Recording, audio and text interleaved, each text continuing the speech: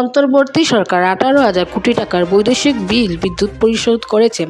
গত এক বছরে প্রায় 18,631 কোটি টাকা বৈদেশিক বিদ্যুৎ বিল পরিশোধ করেছে অন্তর্বর্তী সরকারের বিদ্যুৎ, জ্বালানি ও খনিজ সম্পদ মন্ত্রণালয়।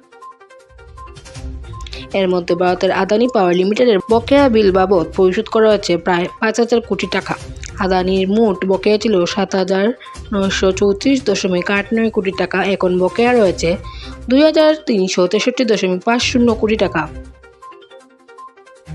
বিদ্যুৎ, জ্বালানি ও খনিজ সম্পদ মন্ত্রণালয় সূত্রে জানা গেছে, অভ্যন্তরীণ ও বৈদেশিক বকেয়া পরিশোধের পাশাপাশি বিদ্যুৎ খাতে প্রায় 6,479 কোটি টাকা সাশ্রয়ের উদ্যোগ নেওয়া হয়েছে।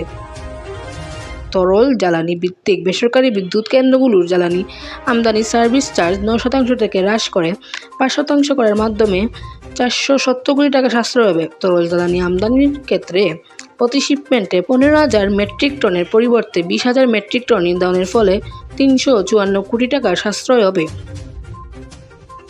মাতারবাড়ি কয়লাভিত্তিক বিদ্যুৎ কেন্দ্রের ট্যারিফ 8.4475 টাকা নির্ধারণ করা হয়েছে, যা বিদ্যুতের বর্তমান গড় বিক্রয় মূল্য 8.95 টাকার চেয়ে কম।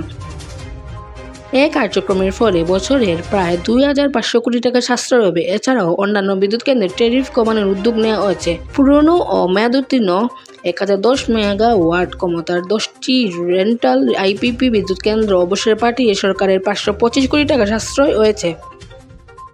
সরকারি বিদ্যুৎ উৎপাদনকারী কোম্পানিগুলোর 6% উৎস কর কমাতে জাতীয় রাজস্ব বোর্ডকে অনুরোধ জানিয়েছে বিদ্যুৎ মন্ত্রণালয়। স্থাপনা ভাড়া, এলডি আদায় সহ অন্যান্য কার্যক্রমের মাধ্যমে 9,210 কোটি টাকা রাজস্ব আদায়ের লক্ষ্যে উদ্যোগ নেওয়া হয়েছে। এছাড়াও বিদ্যুৎ খাতে ভর্তুকি হ্রাসেও কার্যকর পদক্ষেপ নিয়েছে সরকার। গত বছর যেখানে ভর্তুকির চাহিদা ছিল 47,000 কোটি টাকা, সেখানে এবছর তা কমিয়ে আনা হয়েছে 37,000 কোটি টাকায়। সালমা ইসলাম, দেশ 24 লাইভ, সিলেট।